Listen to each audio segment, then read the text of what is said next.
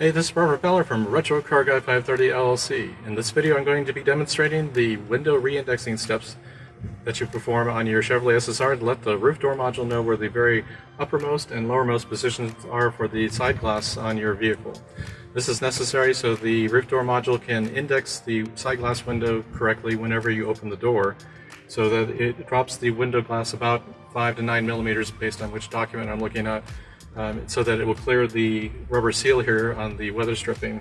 So it's necessary so that it doesn't bind up on the weather stripping, and also when you close the door again, it will then index the window glass upward into the fully closed position.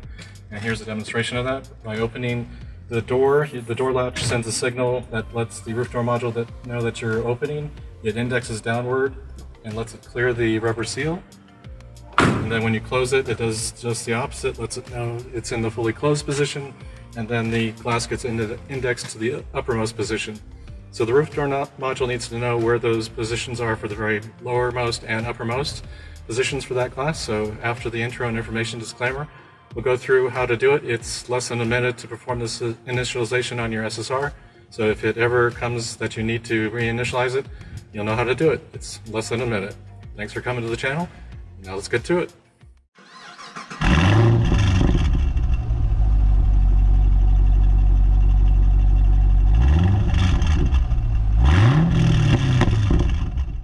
Please review the automotive information, repair, and modification guidelines on this screen. Seek the advice of a repair professional if you're unsure how to perform any repair or modification safely and correctly. All repairs and modifications are performed at your own risk.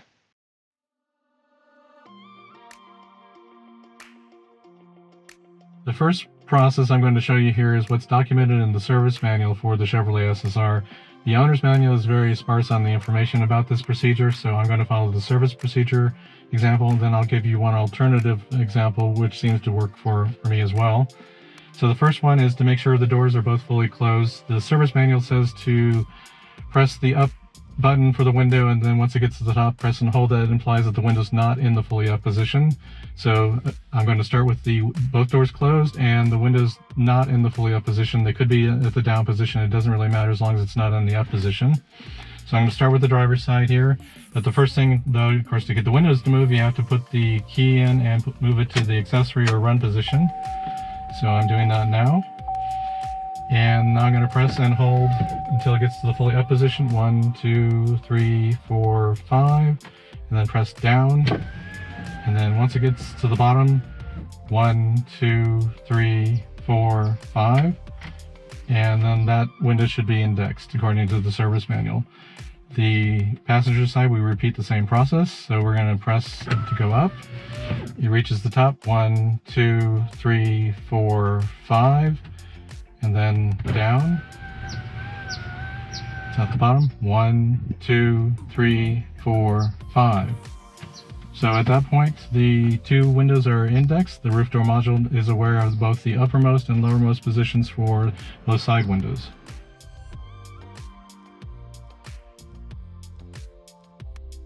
I'm going to now show you my alternative approach, which is extremely similar to the service manual version, except I start with the windows in the fully up position.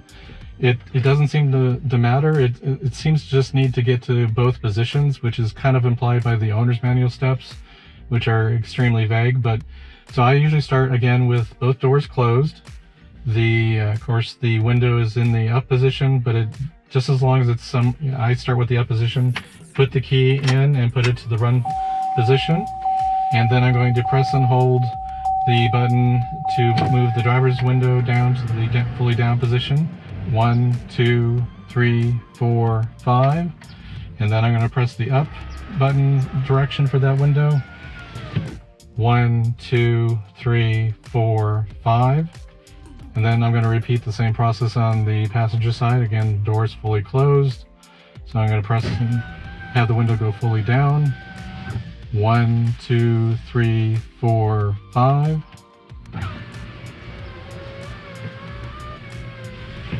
And then 1, 2, 3, 4, 5. And now both windows are indexed. That procedure has worked for me very well over the last 14, 15 years. So either one of those should work for you.